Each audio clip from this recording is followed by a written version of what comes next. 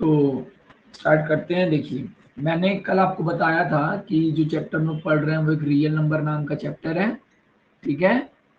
और अगर हम लोग पेज नंबर 18 पे जो समरी दी हुई है उसको कंसिडर करें, तो मैंने बताया था कि चैप्टर को हम लोगों ने जो पहले 2 पॉइंट थे वो क्या थे? यूक्लिड डिवीजन लेमा, और अगला था Euclid division algorithm. Euclid division Euclid division algorithm था, ठीक है।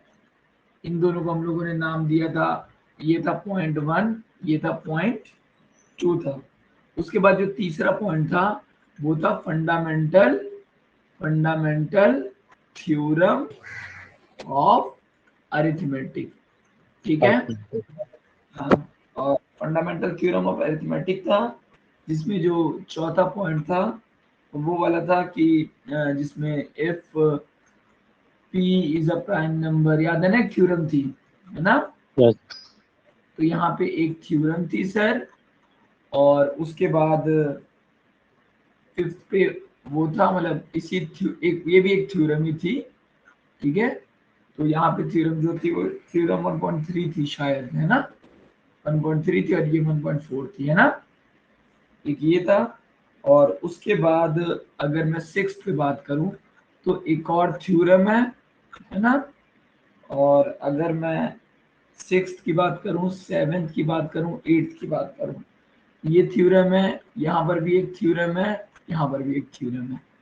तो मैं थ्योरम को अलग नहीं मान के चलता हूँ, मैं ये मान के चलता हूँ ये थ्योरम तीनों एक ही है। अभी मैं आपको दिखाऊंगा कैसे।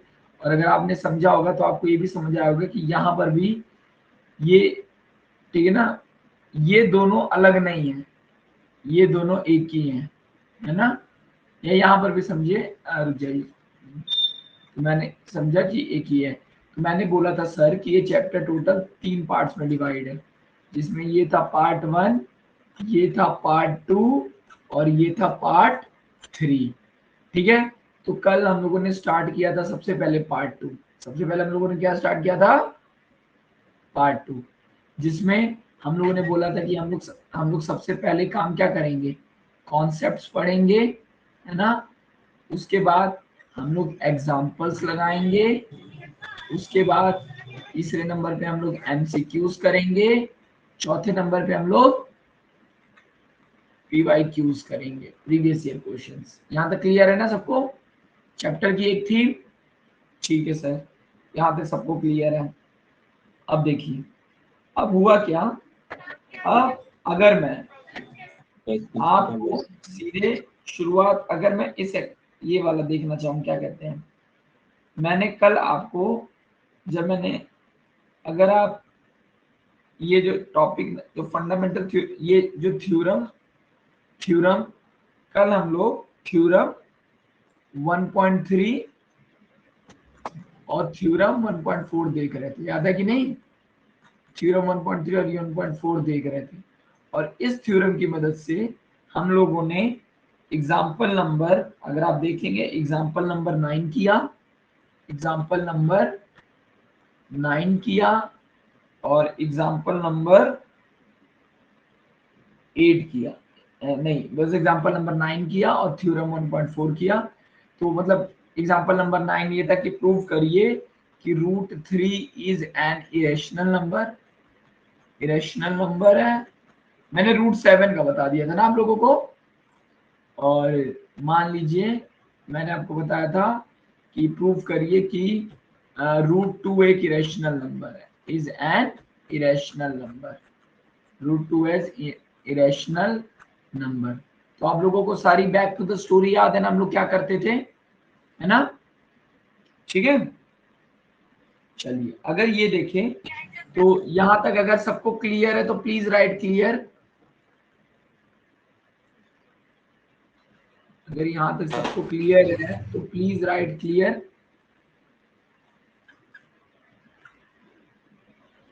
Clear clear clear, okay sir, ठीक है। यहाँ तक बस कहानी यही थी कि किसी भी चीज को प्रूव करना है। मान लो मुझे प्रूव करना है कि √3 एक इरेशनल नंबर है, तो हम लोग बोलेंगे कि let √3 is an rational number. अगर √3 एक रैशनल नंबर है, देयरफॉर √3 को हम लोग लिख सकते हैं p/q के फॉर्म में। और यहाँ पे क्या लिख के आया, p/q के फॉर्म में लिख सकते हैं। और यहाँ पे कंडीशन है कि p, q इंटीजर होने चाहिए, q 0 नहीं होना चाहिए, और p and q are coprime होने चाहिए, आर को प्राइम, यही कंडीशन होती है। लेकिन जब हम लोग प्रूव करते हैं तो हम लोग कुल मिलाकर के अंत में यही शो कर देते हैं कि जो p एंड q है वो को प्राइम नहीं है। ये बात समझ गए ना? यस। अगर वो को प्राइम नहीं है तो वो रैशनल नहीं हो सकता, क्योंकि रैशनल के लिए ये तीनों कंडीशन जरूरी है। तो अब मैं अरेंज कर देता हूँ, अरेंज क्या करता हूँ, अरेंज कर देता हूँ, मतलब अरेंज में कर देता हूँ यहाँ पे, लिख देता हूँ p = √3q, फिर स्क्वायर √3pq, फिर मैं इसको स्क्वायर करता हूँ। स्क्वायर करने पे मुझे समझ आता है कि p² = 3q²। अब मैं लिखता हूँ कि अब यहाँ पे मैं लिखता हूँ कि मतलब 3 divides 3q² implies that 3 divides p², क्योंकि सर p² बराबर है 3q² के। अब मैंने लिख दिया 3 divides p², therefore 3 divides p। यहाँ पे लिख दिया बाय थ्योरम। क्लियर है ना? है ना? और यहाँ पे मैंने एक पॉइंट कंक्लूड किया कि इट मींस, यहाँ पे क्या पॉइंट कंक्लूड किया, यहाँ पे पॉइंट कंक्लूड किया मैंने सर कि 3 डिवाइड्स p मतलब 3 is a factor, 3 is a factor of p। अगर 3 एक p का फैक्टर है तो देयरफॉर p इक्वल टू, नहीं हाँ, p इक्वल टू 3 × m कर सकते हैं, यानी m यहाँ पे बिलोंग्स टू कोई भी इंटीजर हो सकता है, m कोई भी इंटीजर होता है, ठीक है ना? देयरफॉर अगर p² = 3q² है तो मैं लिख सकता हूँ 3m² बराबर 3q²। और जब मैं इसको करता हूँ तो 3q² बराबर 9m²। फिर q² equal to 3m²।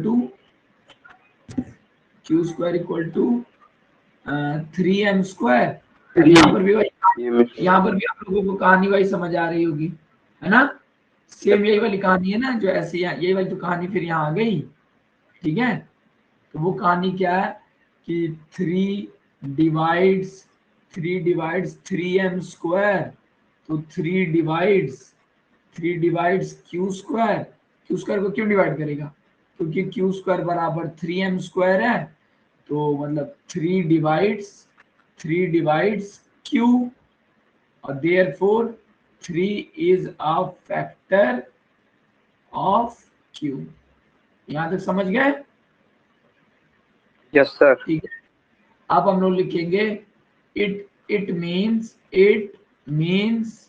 3 is a common factor, 3 is a common factor of p and q, but this is not possible, because p and q are co-prime। यही तो हमने माना ना? Yes sir. ये co-prime, तो हम last में लिख देते हैं कि sir therefore our assumption is wrong, therefore our assumption is wrong। यहाँ तक क्लियर है? Yes sir. अब ये जो कल लोग रात में सो गए थे तो इसी तरीके से थी, तो चीजें यही फाइनल होती हैं, ठीक है? तो अगर यहाँ तक क्लियर है तो प्लीज राइट क्लियर।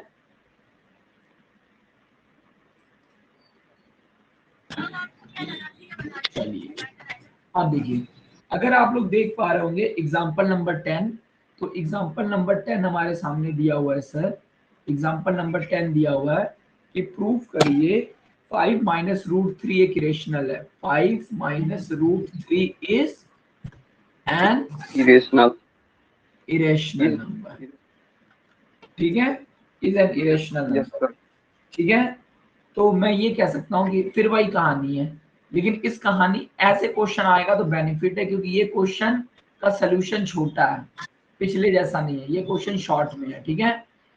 अब इस क्वेश्चन में क्या है, क्वेश्चन में ये है कि हम लोग ये मान लेंगे लेट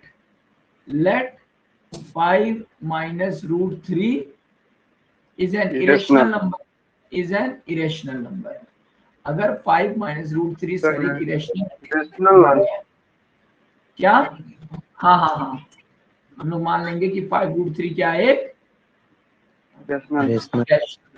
हम लोग मान लिए कि 5 रूट 3 सर एक रैशनल नंबर है। तो अगर 5 रूट 3 रैशनल है तो therefore 5 minus root 3 equal to a by b, a by b, या हम लोग क्या लेके चलते हैं, हम लोग p बाय q लेके चलते हैं ना, तो p by Yes, sir. q। और फिर हमने बोला कि सर यहाँ पे p comma q belongs to z और q जीरो नहीं होना चाहिए, and p comma q are coprime होने चाहिए। क्या होने चाहिए, को प्राइम। Co-prime. ठीक है सर, यहाँ तक तो हम लोग समझ गए कि p और q क्या होना चाहिए, को प्राइम होना चाहिए। अब देयरफॉर अब मैंने ऐसे लिखा, अब मैंने अरेंज किया, यानी मैंने लिखा कि p बाय q माइनस, नहीं, मैंने इसको ये कर दिया 5 माइनस p बाय q बराबर होगा रूट 3 के, है ना, ठीक है ना। अब बस आप यहाँ पे ये लिखिए कि we know that 5 is a rational number. सही बात है कि नहीं, Yes, sir. 5 is a rational number and p by q is also rational, p by q is also rational, Rational. ठीक है ना। therefore p minus p by q equal to rational, है ना, क्योंकि आप लिखेंगे यहाँ पे ब्रैकेट में, आप अलग से शो करेंगे, क्यों, क्योंकि सर हम लोग जानते हैं, हम लोग क्या जानते हैं कि rational minus rational equals to rational. Clear है ना, ठीक है। यस मेरी बात समझ गया कि नहीं भाई, अगर 5 एक रैशनल नंबर है, किसी भी रैशनल नंबर में से कोई रैशनल नंबर घटाते हैं तो रैशनल ही आता है ना। Yes, sir. यस सर अरे 5/1 है, एक रैशनल नंबर इसमें से, और p बाय q को पहले से ही रैशनल मान के चले हैं, है ना, तो रैशनल में से रैशनल घटाएंगे तो रैशनल आएगा। It means it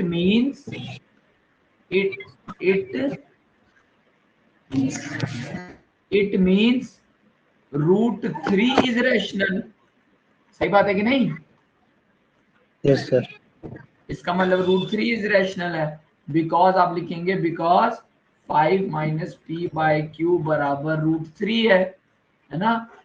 but we know, हम लोग पहले से जानते हैं ना कि root 3 is an irrational number, है ना, yes irrational number, but root 3 is an irrational number. Therefore our assumption is wrong, therefore our assumption Is wrong. is wrong, ठीक है। तो it means 5 minus root 3 is irrational। ये clear हुआ कि नहीं, Yes, sir. Logic समझे ना। हमने दिखा दिया कि एक तरफ रैशनल है, और ये दिखा दिया कि सर लेकिन ये रैशनल हम लोग कर रहे हैं तो अगला भी रैशनल आ रहा है, लेकिन रूट 3 तो रैशनल है ही नहीं, तो मतलब हम लोग गलत सोच रहे हैं। मेरी बात समझ गए कि नहीं, यस अगर ये चीज सबको क्लियर है तो प्लीज राइट क्लियर।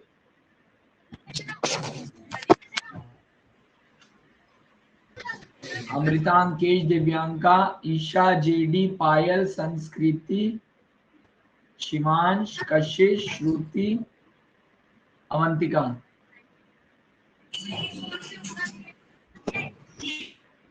ठीक है, चलिए एक बार और बता दीजिए सर।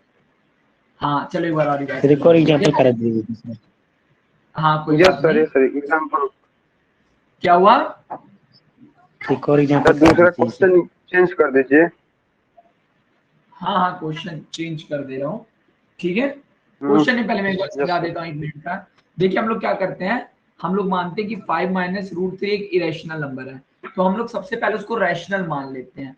तो जब उसको रैशनल मान रहे हैं तो रैशनल नंबर, अगर ये नंबर इधर वाला नंबर रैशनल है तो इधर वाला नंबर भी रैशनल है। तो हमने दिखाया कि ये भी रैशनल है तो ये भी रैशनल है, और ये वाला तो रैशनल है सर p बाय क्यू, क्योंकि p बाय क्यू इंटीजर है, q जीरो नहीं है, ये को प्राइम है, मतलब इधर वाला रैशनल है और इधर वाला हम लोगों ने मान लिया रैशनल है। ओके सर, अब उसके बाद हम लोग कहते हैं कि हमने अरेंज किया, जब अरेंज किया p बाय क्यू को इधर भेज दिया और रूट 3 को इधर भेज दिया, तो ये वाली चीज आ गई ना। तो यहाँ से आया कि यानी सर ये जो नंबर है और ये नंबर बराबर ही रहेगा। अब मैं जानता हूँ कि 5 एक रैशनल नंबर है, यानी ये पहला वाला एक रैशनल नंबर है और ये भी एक रैशनल नंबर है। तो मैं जानता हूँ, अब यहाँ से मैं जानता हूँ कि अगर मैं रैशनल को रैशनल में से घटाऊंगा तो क्या आएगा, एक रैशनल नंबर आएगा। तो मैंने वही लिख दिया कि 5 को लिख दिया 5/1 माइनस p बाय क्यू। मैं जानता हूँ कि ये नंबर तो सर रैशनल आएगा, तो अगर ये रैशनल आएगा, अगर इधर वाला रैशनल आ रहा है तो मतलब इधर वाला भी तो रैशनल होना चाहिए, है ना? Yes sir.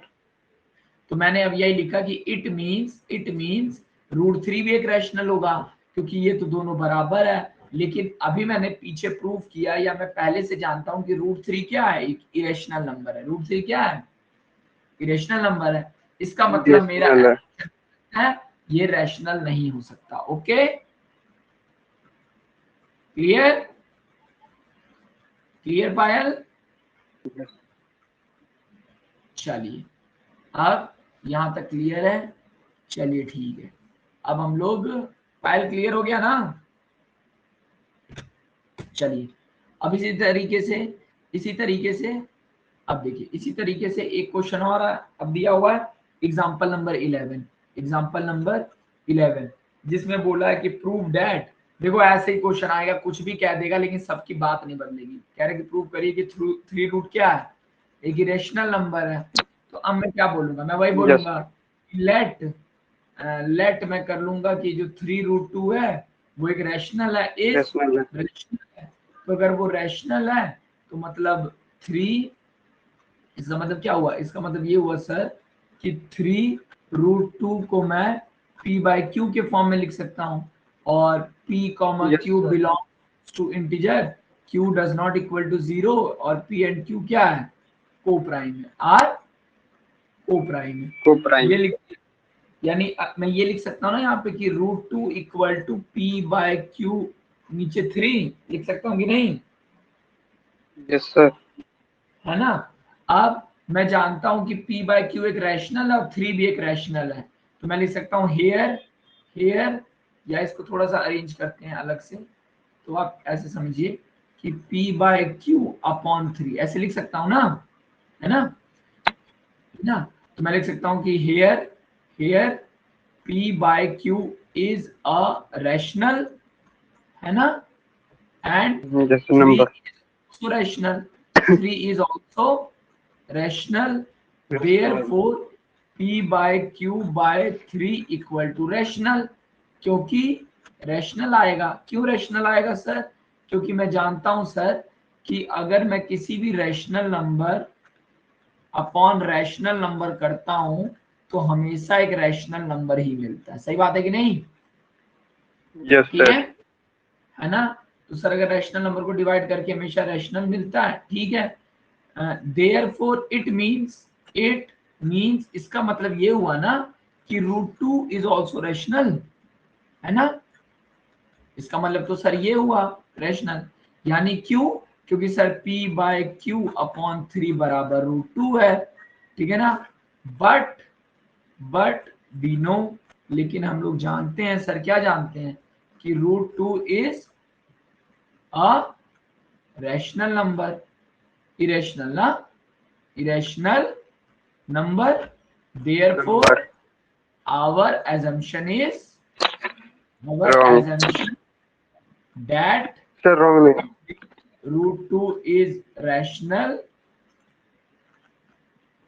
is wrong. Clear हो गया? Yes, sir. अगर ये क्वेश्चन सबको क्लियर, एग्जिट करके फिर ज्वाइन करो। हाँ हाँ, एग्जिट करके फिर ज्वाइन कर लीजिए। चलिए अब क्लियर है? अगर ये चीज सबको क्लियर हुई तो please write clear.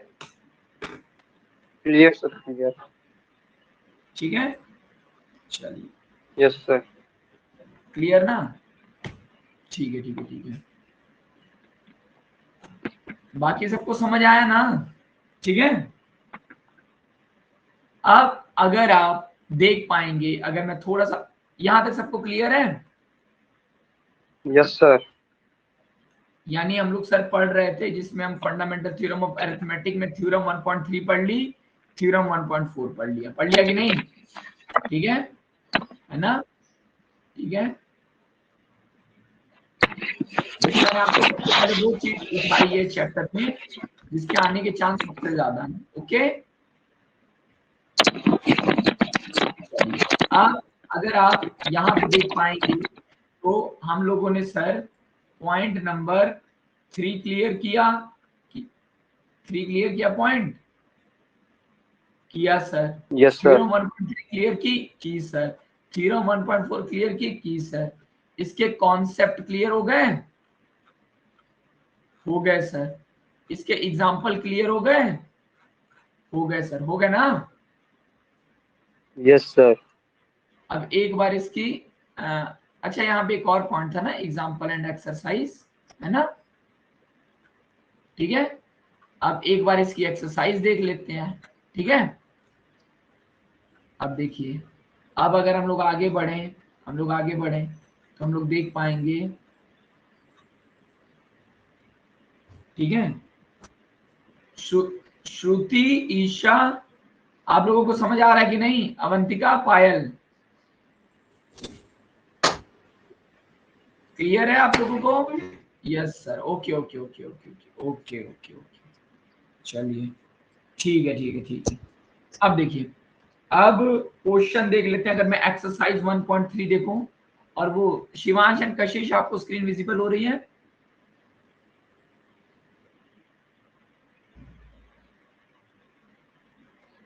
Yes sir, चलिए अब देखिए, अगर मैं एक्सरसाइज की बात करूं, एक्सरसाइज, ये आप लोग प्रैक्टिस कर लीजिएगा, बाकी मुझे बता दीजिएगा, दिखा दीजिएगा, फोटो भेज दीजिएगा। जैसे इसमें पहला क्वेश्चन है कि prove that root 5 is irrational, तो क्या ये हम लोग कर सकते हैं? पहला वाला है ना? Yes, sir. पहला वाला हम लोग कर सकते हैं सर, पहला क्वेश्चन हमारे लिए फर्जी है। ठीक है, दूसरा क्वेश्चन देखते हैं कि prove that 3 + 2 root 5 is rational. Prove that 3 + 2 root 5 is Yes, sir. Irrational. ये भी हम लोग कर लेंगे ना? Mhm. ये भी तो हम लोग कर लेंगे। अरे यही तो करेंगे कि 3 + 2 रूट 5 को रैशनल मान लेंगे p/q के बराबर, और फिर लिखेंगे 2 रूट 5 बराबर p/q - 3, और फिर लिखेंगे रूट 5 इक्वल टू p/q - 3/2, और हम लोग दिखा देंगे कि इधर वाला रैशनल है, यानी ये वाला भी रैशनल होगा। लेकिन ये तो पॉसिबल नहीं है, क्योंकि हम लोग जानते हैं रूट 5 क्या है, is an irrational. Yes. Okay ना? Therefore wrong assumption। सेकंड वाला भी हो गया ना? और थर्ड वाला है, थर्ड वाला आप देख के समझ ही गए होंगे कि प्रूव करिए 1/√2 एक इरेशनल है। तो इसके में एक बोला है 7 रूट 5 को प्रूव करिए, और 6 + √2 को प्रूव करिए। तो क्या इस एक्सरसाइज में किसी में भी आपको लग रहा है दिक्कत होगी? है ना? नहीं होगी। यहाँ पे बस ध्यान देने वाली बात थी इस एक्सरसाइज में, मात्र एक चीज ध्यान देने की, वो थी इस क्वेश्चन में। यहाँ पे क्या करिएगा आप 1/√2 इंटू √2/√2 करेंगे तो ये आएगा √2/2। अब आप करेंगे कि इसका मतलब, अब फिर वही कहानी, ये p/q के फॉर्म में करना और फिर लिखना √2 बराबर 2p/q। अब आपको पता है कि 2 एक रैशनल नंबर है और ये भी एक रैशनल है, यानी रैशनल इंटू रैशनल रैशनल आता है, इंप्लाइज दैट √2 भी एक रैशनल है, लेकिन हम लोग जानते हैं √2 रैशनल नहीं है, therefore our assumption is wrong. Clear हो गया ना? अगर आप लोगों को ये एक्सरसाइज भी क्लियर है तो प्लीज राइट क्लियर सर।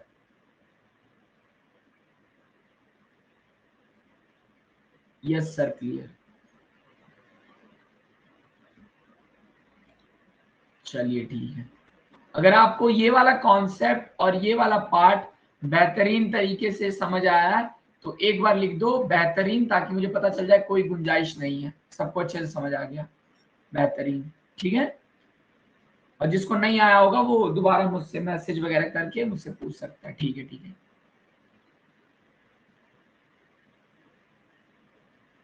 अब ये वाला बोझ नहीं है ना, ये बहुत बोझ लगता है बच्चों को, कि लोगों को लगता है फर्जी बस कुछ भी लिख देते हैं सब प्रूफ में, तो प्रूफ में कुछ भी नहीं लिखना है, प्रूफ एक सिस्टमैटिक करना है इसको। ठीक है, चलिए। तो सर हम लोगों ने अब एमसीक्यूज और पीवाईक्यू छोड़ते हैं इसका अभी के लिए। तो सर एक चीज मैंने सर यहाँ पे एक कमांड हासिल कर ली, यानी अगर मैं इस पोर्शन की बात करूं तो इस पोर्शन पे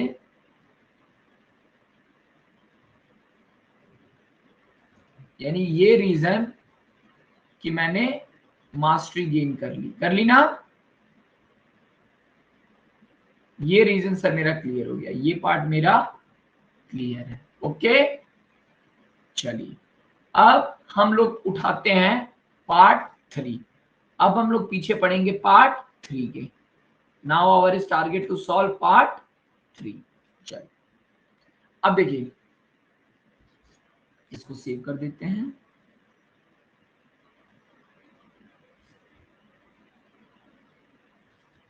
ठीक है, अब सर हम लोग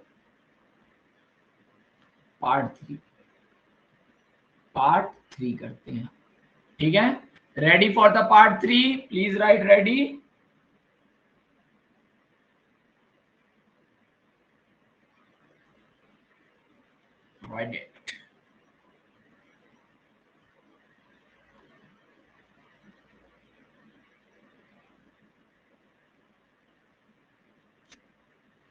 चलिए अब देखते हैं पार्ट 3। अब देखिए, मैंने जैसा कि आप लोगों को बताया था सर कि पार्ट 3 जो है, पार्ट 3 वो 3 थ्योरम के आसपास घूमता है।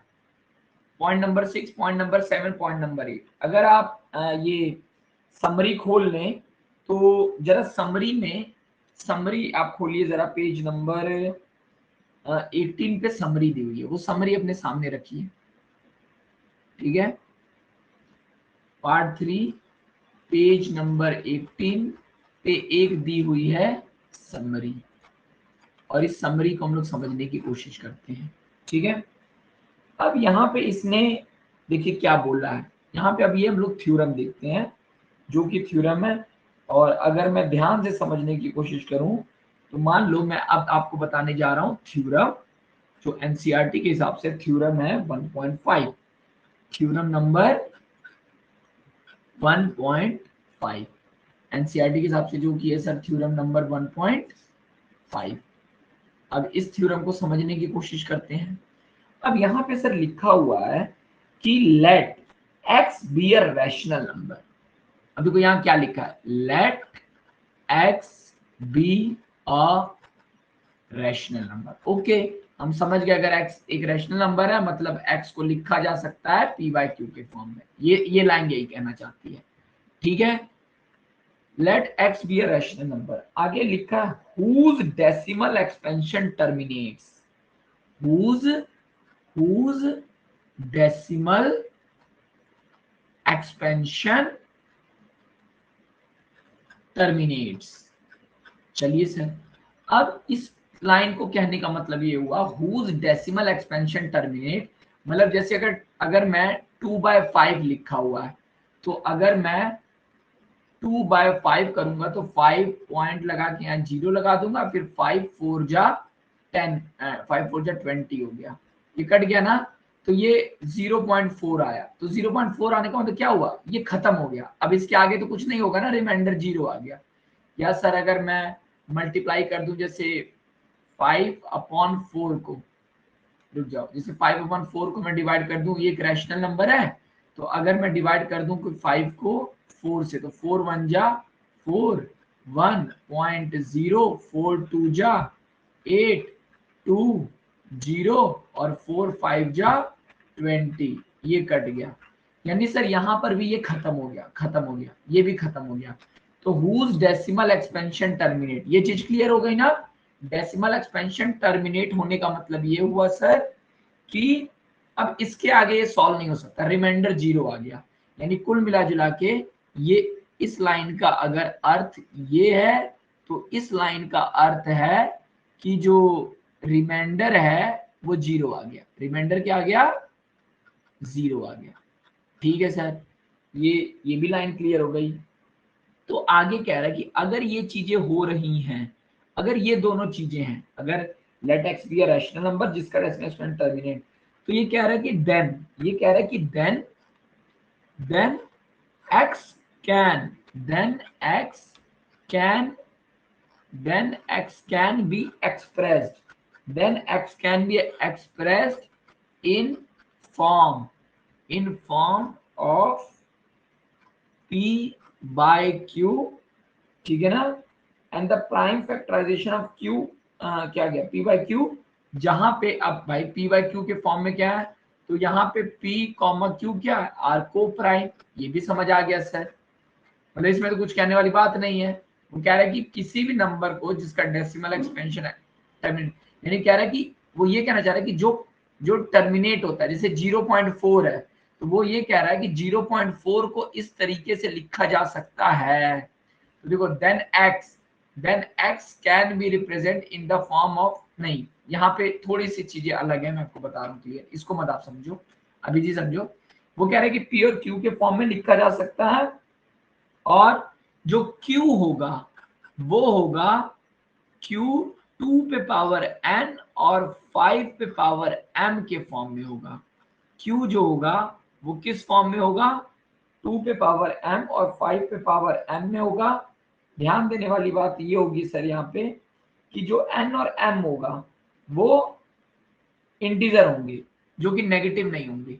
यानी यहाँ पे मैंने बोला कि m comma n belongs to positive z, z को इंटीजर का मतलब जेड होता है, तो पॉजिटिव इंटीजर्स m और n पॉजिटिव इंटीजर होंगे, ठीक है। और यही पे बोल रहा है, यहां तक सबको क्लियर है, डेफिनेशन क्लियर हुआ कि नहीं, ये क्या कह रहा है, ये थ्योरम तो क्लियर हुई ना, क्या कह रहा है, ठीक है। चलिए अब यहां तक यस सर, यस सर। अब हम लोग आगे समझने की कोशिश करते हैं। अब देखिए पेज नंबर अगर आप ये खोलेंगे, कौन सा पेज नंबर, इसको खोलिए, कौन सा पेज है, थ्योरम 1.5 जिस पेज पे दिया है, पेज नंबर 16 खोलिए आप लोग, पेज नंबर 16 खोलिए।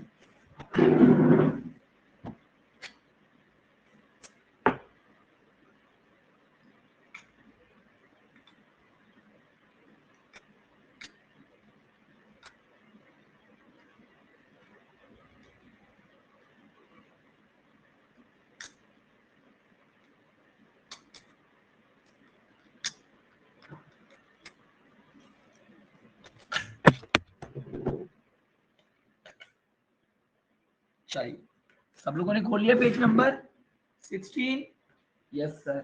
अब देखिए, अब बहुत ध्यान से सुनना क्योंकि चीजें यहीं पे आसान हो जाएंगी, ठीक है। अब देखिए, अब देखिए पेज नंबर 16 पे क्या दिया हुआ है, मेरी बात ध्यान से सुनिए। अब जैसे पहली चीज यहाँ पे बोला हुआ है 3/8 बोला हुआ है, 3/8 बोला हुआ है।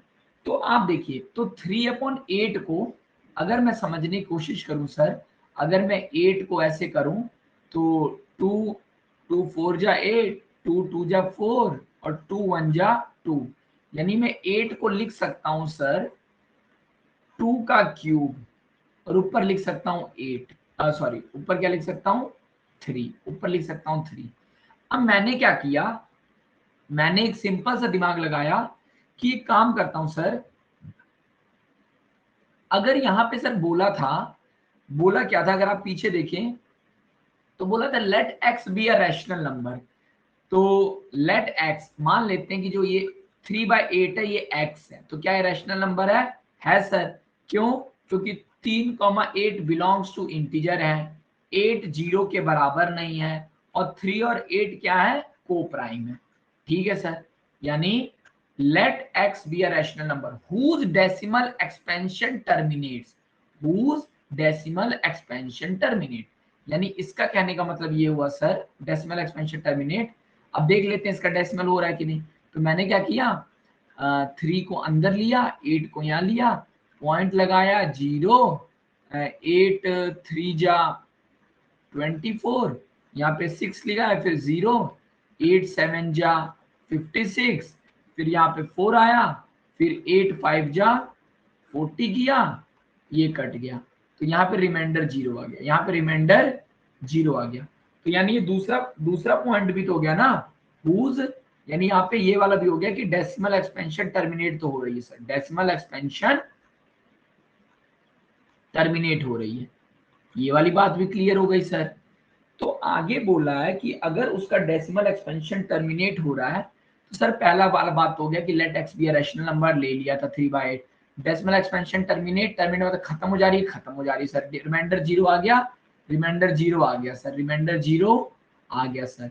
तो बोला कि x को आप p/q के फॉर्म में लिख सकते हैं, तो बोला कि मतलब x को आप लिख सकते हैं p/q के फॉर्म में, यानी x को आप लिख सकते हैं p/q के फॉर्म में, x को आप लिख सकते हैं सर p/q के फॉर्म में, जहां पे जो q होगा उसको आप लिख सकते हैं 2 पे पावर n समथिंग इंटू 5 पे पावर m समथिंग।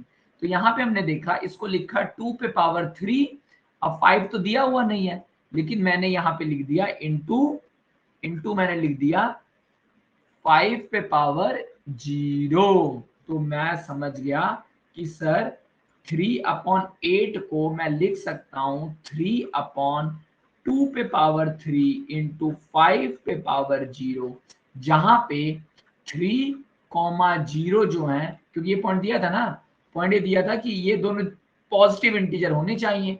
लो 3,0 क्या है, ये पॉजिटिव इंटीजर है, तो हमारा काम हो गया। यानी यही तो थ्योरम बस यही तो कह रही थी कि 3/8 को आप ऐसे लिख सकते हैं, मतलब जो रिमाइंडर होगा, अगर, यानी कंक्लूजन ये वो कहना चाह रहा है, कंक्लूड समझिए वो क्या करना चाह रहा है, वो ये कहना चाह रहा है कि कोई भी नंबर अगर उसका डिनोमिनेटर 2 पे पावर m और 5 के पावर n के फॉर्म में है, तो इसका मतलब ये हुआ कि डेसिमल जो होगा वो टर्मिनेट हो जाएगा, decimal will terminate, decimal will terminate. यहां तक क्लियर हो गया ना? अगर ये चीज आपको क्लियर हुई तो प्लीज राइट क्लियर।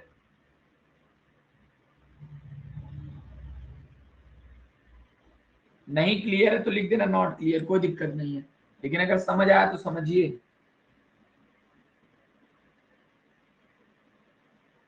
चलिए नॉट क्लियर कोई बात नहीं, चलिए एक बार और मैं बताता हूं, एक बार और इस एग्जांपल को देखिए, फिर हम लोग एक और एग्जांपल करेंगे। देखो बोला है कि 3/8, तो देखो यहाँ पे पहली पॉइंट लिखा है कि let x be a rational number, तो मैंने इसी को x है, मान लो ये क्या है, x है, तो अगर x एक रैशनल नंबर है, देखें रैशनल नंबर है कि नहीं, तो रैशनल नंबर तो है सर ये, क्योंकि ये अपॉन 3 और 8 रैशनल नंबर के लिए तीन ही चीजें चाहिए थी ना, कि अगर कोई p/q के फॉर्म में है तो p,q इंटीजर होना चाहिए, है सर, q 0 नहीं होना चाहिए, 8 0 नहीं है सर, और दोनों को प्राइम होना चाहिए, मतलब इनका कोई भी फैक्टर 1 के अलावा नहीं होना चाहिए, है सर, यानी ये रैशनल नंबर है।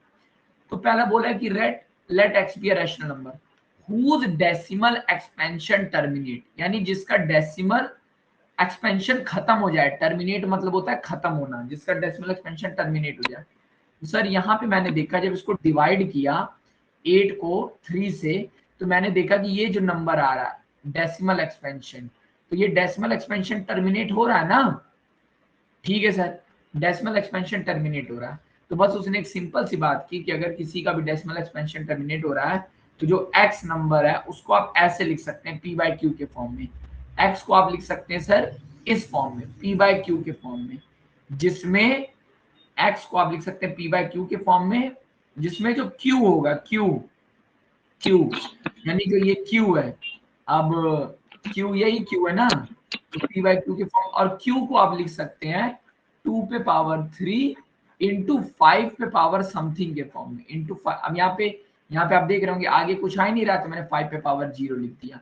वेयर जो m और n होना चाहिए, ये m और n एक पॉजिटिव इंटीजर होने चाहिए, तो यहाँ पे सर ये दोनों एक पॉजिटिव इंटीजर थे, तो मतलब q इस फॉर्म में लिखा गया। अब क्लियर हुआ कि नहीं?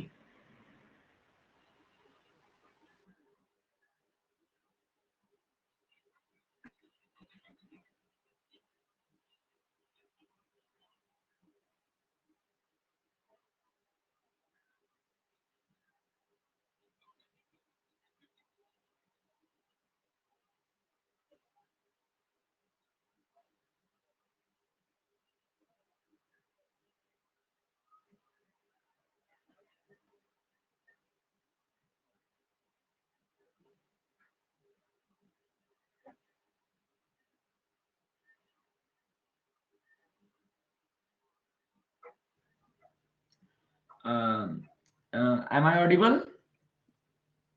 Yes sir. चलिए अब देखते हैं नॉट क्लियर। देखिए बहुत सिंपल सी बात समझिए, आप स्टेटमेंट को देखिए और एक एक लाइन देखिए, आपको पूरी कहानी क्लियर हो जाएगी। चलिए मैं एक एग्जांपल बदलता हूँ, उसके बाद आपको समझ आएगा, ठीक है? एक मिनट, अगर मैं ठीक उसके बाद वाला एग्जांपल लूं, उसके बाद कौन सा एग्जांपल दिया हुआ है, उसके बाद कौन सा एग्जांपल दिया हुआ है, 13/125 का दिया हुआ है। एग्जांपल किसका दिया है? 13/125 का। हम मुझसे क्वेश्चन ये पूछेगा कि ये बताइए कि ये चीज डिवाइड हो जाएगी कि नहीं। चलो, यानी अब देखो ये कह रहा है कि 13/125 दिया है, तो पहले बोल रहा है कि लेट, अब यहाँ पे अगर आप थ्योरम देखें, इसने बोला कि let x be a rational number, तो क्या क्या 13/125 एक रैशनल नंबर है? तो रैशनल नंबर यस होने के लिए सर। क्या होना चाहिए? माइनस नहीं होनी चाहिए और डेसिमल में।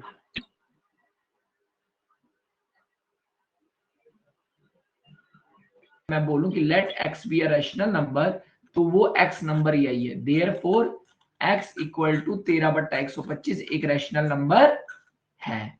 यहां तक क्लियर? Yes sir.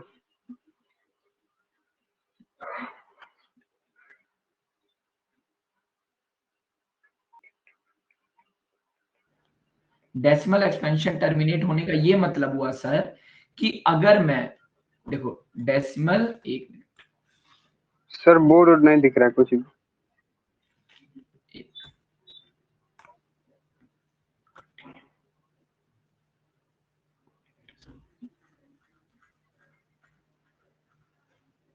अब दिख रहा है? Yes sir. अब बोर्ड दिख रहा है ना आप लोगों को? Yes sir. चलिए, अरे वो एक्चुअली में लाइट चली गई थी ना, तो जब वो करता है तो फिर से। चलिए, तो मैंने बोला अब एग्जांपल नंबर 2 लेता हूं मैं, जैसे, तो एग्जांपल नंबर 2 में मैंने क्या लिया था, मैंने एग्जांपल नंबर 2 में सर आपका लिया था कि 13, देखिए 13/125, ठीक है? तो मैंने ये लिया कि सर, मैंने लिया कि मेरे पास एक नंबर था, पहली लाइन थी उसमें कि 13/125 में पहली चीज क्या थी, पहले जब आप डेफिनेशन पढ़ेंगे, आपके सामने जो डेफिनेशन पढ़ी है उसमें बोला कि let x be a rational number, कोई एक्स एक रैशनल नंबर है, रैशनल नंबर है, तो क्या x इक्वल टू 13/125 एक रैशनल नंबर है? तो रैशनल नंबर कब होगा? जब 13 और 125 बिलोंग्स टू इंटीजर होगा, 125 बराबर नहीं होगा 0 के, और 13/125 क्या होगा? को प्राइम होगा। तो अगर ये तीनों चीजें हो रही हैं सर, तो इसका मतलब कि जो ये x है वो क्या है? एक रैशनल नंबर है। चलिए सर, किया है। अगला पॉइंट लिखा था whose decimal expansion terminate, whose decimal, यही पॉइंट समझना है आपको, whose decimal expansion terminates। अब देखो whose decimal expansion terminate कहने का मतलब ये हुआ कि अगर मैं 13 को डिवाइड करूं 125 से, तो 125 पॉइंट लगाया, यहां 0 आया, फिर 125 बन जा 125, फिर इसमें से कितना आएगा? 5 आएगा, आएगा ना? और यस सर। 5 आएगा, फिर 125 4 10 नहीं, फिर मैंने 0 लगाया तो यहाँ पे 0 आया, फिर एक और 0 आया, और 125 4 जा, तो कितना आया? आ गया 500। 500। मतलब रिमाइंडर 0 आ गया ना। तो डेसिमल एक्सपेंशन टर्मिनेट कहने का मतलब ये हुआ कि डेसिमल एक्सपेंशन टर्मिनेट कहने का मतलब ये हुआ 125 गुणे 10 100। हाँ, डेसिमल एक्सपेंशन टर्मिनेट कहने का मतलब ये हुआ कि ये चीज खत्म हो गई, अब ये आगे नहीं बढ़ रही है ना, आगे तो बढ़ नहीं रही है। तो सर यहाँ पे डेसिमल एक्सपेंशन टर्मिनेट हो गया, यानी 13/125 का जो डेसिमल एक्सपेंशन है 0.104 वो टर्मिनेट हो गया। वो क्या हो गया? टर्मिनेट हो गया। टर्मिनेट। ठीक है। हाँ, तो अगर सर वो टर्मिनेट हो गया, ठीक है, तो इसका मतलब अब हमको आगे बोला था कि अगर वो टर्मिनेट हो जाता, तो उसने एक सिंपल सी बात बोली, तो बोला कि 13/125 को आप इस तरीके से लिख सकते हैं। 13/25 को आप ऐसा लिख सकते हैं कि जो 13 हो और 125 की जगह आप कुछ इस तरीके की कोई चीज लिख सकते हैं कि 2 पे पावर कुछ आएगा और 5 पे पावर कुछ आएगा। समझ गए? तो मैंने जब 125 को आगे देखा तो 525 जा, 5 जा और 5 1 जा, अब ये यही खत्म हो गया। तो मतलब इसको मैंने लिखा 13/2 पे पावर m और 5 पे पावर 3 है, और 2 पे पावर कुछ नहीं है, तो इसको मैं लिख सकता हूँ 13/2 पे पावर 0 इंटू 5 पे पावर 3। अब ये चीज क्लियर हुई कि नहीं? Yes sir. क्लियर? अगर आप लोगों को ये चीज क्लियर है तो प्लीज राइट क्लियर। क्लियर।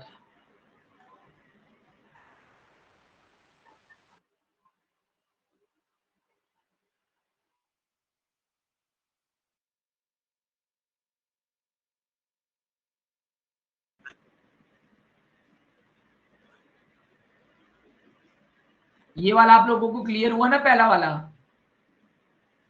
है ना? पहला वाला आप लोग क्लियर है कि मैंने क्या किया? बस अगर जैसे देखना था 13/3125, अगर q को मैं लिख सकता हूँ इस फॉर्म में 2 पे पावर m इंटू 5 पे पावर n के फॉर्म में, तो मैंने लिखा और चेक किया, यहाँ पे 3125 को वो किया, सॉल्व किया, तो देखा कि ये 5 पे पावर 5 इंटू 2 पे पावर 0 आ रहा है, यहाँ पर भी आ रहा है, ये दोनों पॉजिटिव इंटीजर है, तो ये टर्मिनेट होगा। ओके, फिर मैंने इस वाले को देखा 17/8 को, यहाँ पर भी मैंने चेक किया, तो मैंने देखा सर कि इसको इस फॉर्म में लिखा जा सकता है तभी टर्मिनेटिंग होगा। फिर मैंने 8 को यहाँ पे सॉल्व करके चेक किया, जब मैंने 8 को सॉल्व करके किया तो मैंने देखा अरे सर ये तो मतलब इस फॉर्म में आ रहा है, तो मतलब ये भी एक टर्मिनेटिंग है। ओके, क्लियर है ना? पेपर में आप ऐसे करेंगे? नहीं नहीं, पेपर में आप ऐसे नहीं करोगे तो कैसे करोगे? हाँ, कलर कर देना, ठीक है, बढ़िया से कलर कर देना और आसपास गार्डन बना देना। अरे ऐसे ही करोगे ना, और किस तरीके से करोगे? ठीक है, क्लियर है? Yes sir. भाई जैसे पेपर में करेंगे वैसे ही मैं बता रहा हूं ना, नहीं तो सीधे हम लोग लिख देते ना, we already know it is terminating, why we have to prove it, है ना। चलिए अब जैसे ये दिया, अब देखिए सर यहाँ पे हम देखते हैं क्या है, यहाँ पे हेयर हेयर, अब देखो यहाँ पे मैं ये लिखूंगा, देखो अगर ये कोई रैशनल नंबर है और ये p बाय क्यू के फॉर्म में है, तो तुम बस ऐसे करो कि अगर ये रैशनल p बाय क्यू के फॉर्म में है, तो आप यहाँ देखिए, तो अगर q है, q की वैल्यू दी है 455, अब मैं q को जब जब 455 को जरा करके देखूं क्या हो रहा है, 455, तो मैंने किया 5 9 जा 45, 5 1 जा 5, फिर 7 13 जा और 13 1 जा, है ना। तो मैं लिख सकता हूं 455 इक्वल टू 5 इंटू 7 इंटू 13। तो क्या आपको कहीं से भी देख के लग रहा है, क्या ये वाला कहीं से भी देख के 2 पे पावर m इंटू 5 पे पावर n का फॉर्म लग रहा है, लग रहा है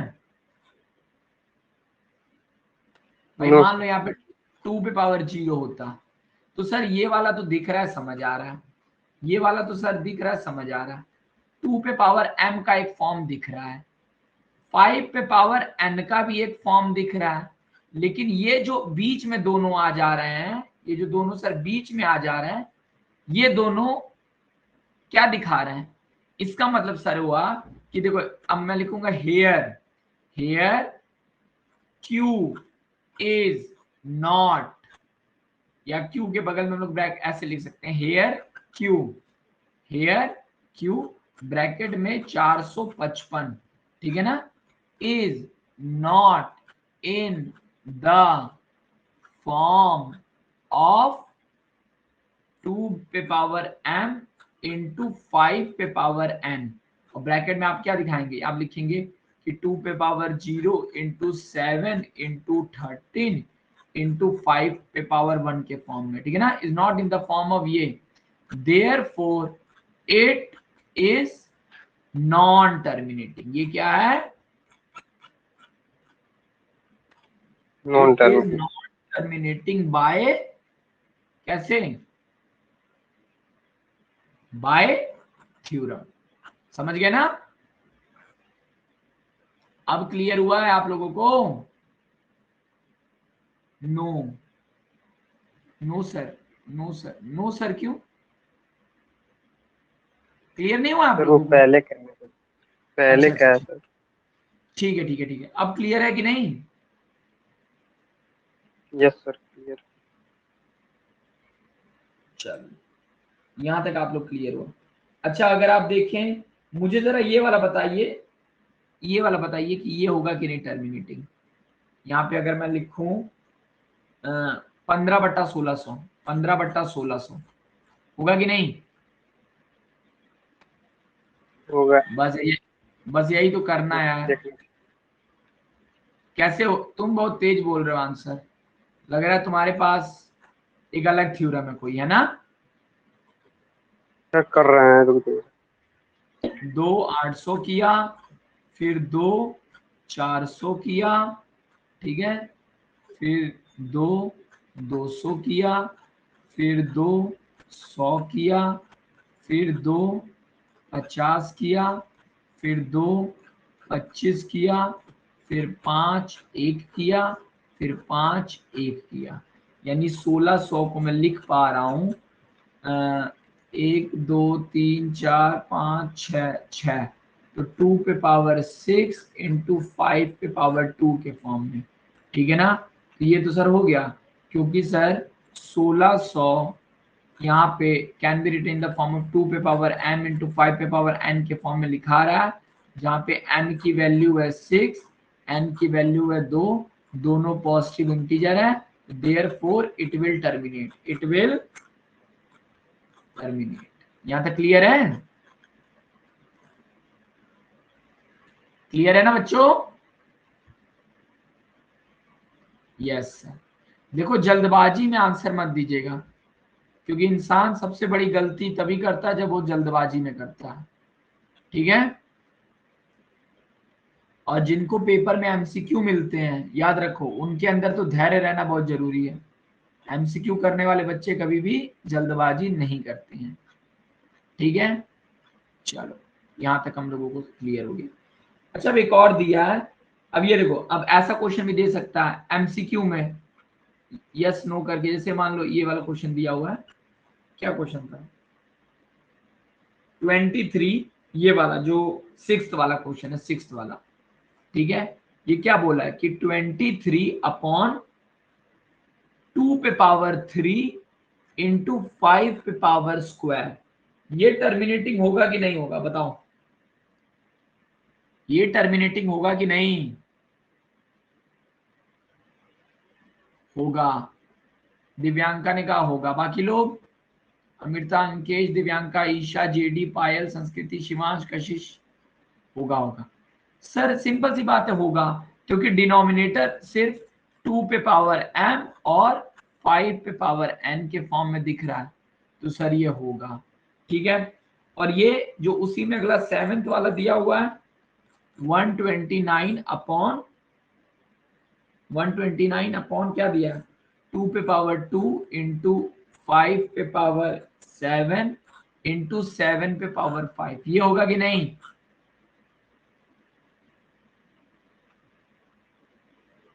यस सर। नो सर, नहीं। अमिता ने बोला होगा, अंकेश ने बोला होगा, बाकी लोग यस सर होगा। कैसे होगा बच्चा, अगर आप देखो 2 पे पावर m और 5 पे पावर n की तरह दिखना चाहिए। यहाँ पे ये भी तो क्या एक्स्ट्रा आ गया ये वाला, यस सर। तो इसकी वजह से नहीं होगा। क्या होगा, नहीं होगा। अब क्लियर हो गया ना आप लोगों को, ठीक है। अब जैसे ये 8th दिया है 6/15, 6/15, तो 6/15 अगर 8th दिया है, तो अगर मैं 6/15, अगर मैं 15 को समझू तो 15 को मैं 3 इंटू 5 लिख सकता हूं, है ना। तो 6/3 इंटू 5 लिख सकता हूं। तो सर यहाँ सिंपल सी बात है कि अगर 6/3 इंटू 5 लिख सकता हूं, तो ये फिर मुझे कहीं से भी 2 पे पावर m इंटू 5 पे पावर n की तरह नहीं दिख रहा है, तो ये भी नहीं होगा, ये भी नहीं होगा। क्लियर, चलिए, तो यहां तक मुझे लगता है आप लोगों को सारे कॉन्सेप्ट क्लियर है ना, क्लियर है। अगर सबको क्लियर है तो प्लीज राइट क्लियर।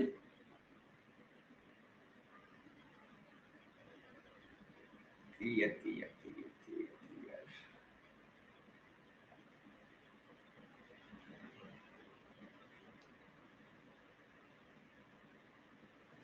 क्लियर है सर, चलिए ठीक है, ठीक है, ठीक है। चलिए अब तो सर आपने हमको सर आपने हमको समझा दिया।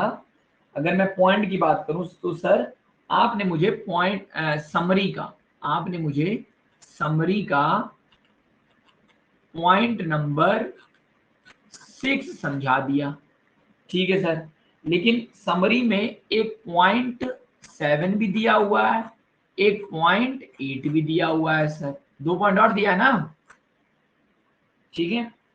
तो सर जो पॉइंट ये वाला था, पॉइंट कौन सा ये वाला, ये तो सर पॉइंट 6 जो था, ये तो सर था थ्योरम 1.5, थ्योरम 1.5 थ्योरम थी, ठीक है। और जो पॉइंट 7 है वो थ्योरम 1.6 है, और ये पॉइंट थ्योरम 1.6 है, और ये जो थ्योरम है वो 1.7 है, वो 1.7। लेकिन याद करो मैंने आपको क्लास के स्टार्टिंग में ही बोला था कि ये थ्योरम देखने में अलग लगती हैं, लेकिन ये तीनों हैं एक ही चीजें। पहली वाली थ्योरम तो हम लोग क्लियर है। अब दूसरी थ्योरम आप देखिए क्या लिखा हुआ है, दूसरी थ्योरम, थ्योरम 1.6, या वो करिए समरी का वो खोलिए, समरी का पॉइंट नंबर 7 देखिए क्या कह रहा है, पॉइंट नंबर 7, ये तो पॉइंट सर हमको क्लियर हो गया। समरी का पॉइंट 7 क्या कह रहा है, 0.7 सर समरी का ये कह रहा है कि अगर x कोई रैशनल नंबर है, अगर x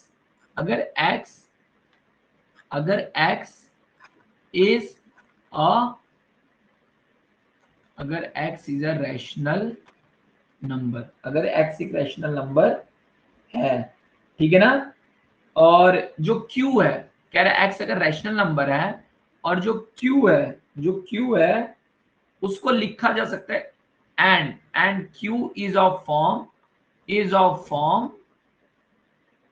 2 पे पावर m इंटू 5 पे पावर n, ठीक है सर। 2 इज ऑफ फॉर्म और n और m नॉन नेगेटिव इंटीजर होने चाहिए, n comma m belongs to positive integer होने चाहिए, ठीक है सर। तो ये कह रहा है कि then x has a decimal expansion which terminate. अब देखो फर्जी सी बात, ये तो हम पहले ही से जानते हैं। वो कह रहा है कि देन दिस इज टर्मिनेटिंग, तो उसी थ्योरम को एक दूसरे तरीके से घुमा के बोल दिया है। तो ये थ्योरम भी क्लियर है ना भाई? एक्चुअली में 1.5 ही है ना, एक तरीके से, अलग से तो कुछ है नहीं है। आ रहा है कि नहीं समझ, है ना? ठीक है, यस सर। बाकी लोग, अमृता, अंकेश, ईशा, पायल, शिवांश, कशिश, यस सर, ठीक है, ये टर्मिनेट हुआ। और जिसने भी ये 8वां पॉइंट लिखा है उसने सबसे फर्जी पॉइंट लिखा है। और 8वां पॉइंट देखिए, फर्जी पॉइंट क्या है, देखिए वो कह रहा है कि अगर p और q कोई रैशनल नंबर है, ठीक है सर, कि अगर x कोई रैशनल नंबर है, x is a rational number, ठीक है, मान लिया गया अगर x कोई रैशनल नंबर है, और कह रहा है कि अगर q नहीं है फॉर्म में and q is not in form of 2 पे पावर m इंटू 5 पे पावर n, जहां पे m comma n belongs to positive integer होगा, ठीक है सर। तो वो कह रहा है कि देन ये नॉन टर्मिनेटिंग होगा, इंप्लाइज दैट नॉन टर्मिनेटिंग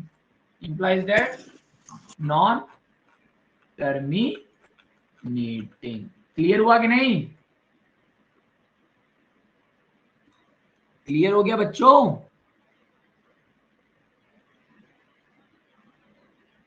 तो यानी 0.6, 0.7 और 0.8, जैसे रावण के 10 शक्ल थे लेकिन था वो एक ही, इसी तरीके ये है कि ये पॉइंट और ये पॉइंट एक ही, और ये पॉइंट हम लोगों ने क्लियर कर लिया। क्लियर है, यानी हमने तीनों पॉइंट क्लियर कर लिए। Any confusion? अगर कोई कंफ्यूजन नहीं है तो please write no confusion sir.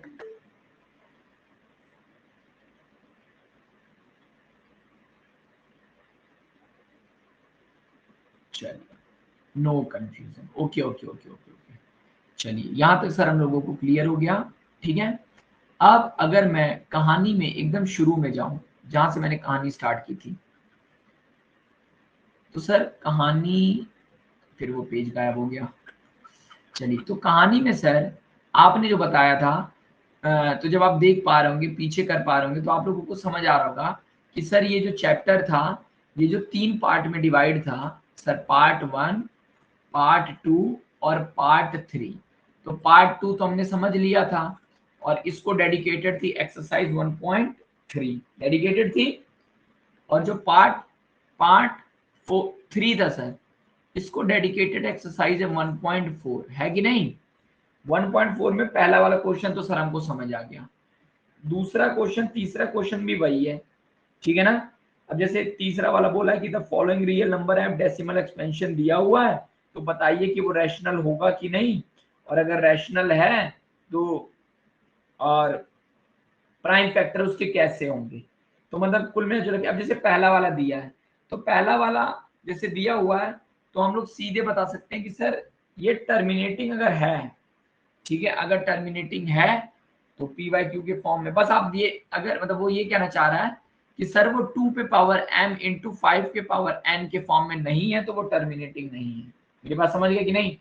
देखिए दूसरा वाला तो कहीं से भी टर्मिनेटिंग नहीं है, तीसरा वाला भी कहीं से टर्मिनेटिंग नहीं है, क्योंकि नंबर के ऊपर बार लगना। अब देखिए जैसे ये है 0.0.120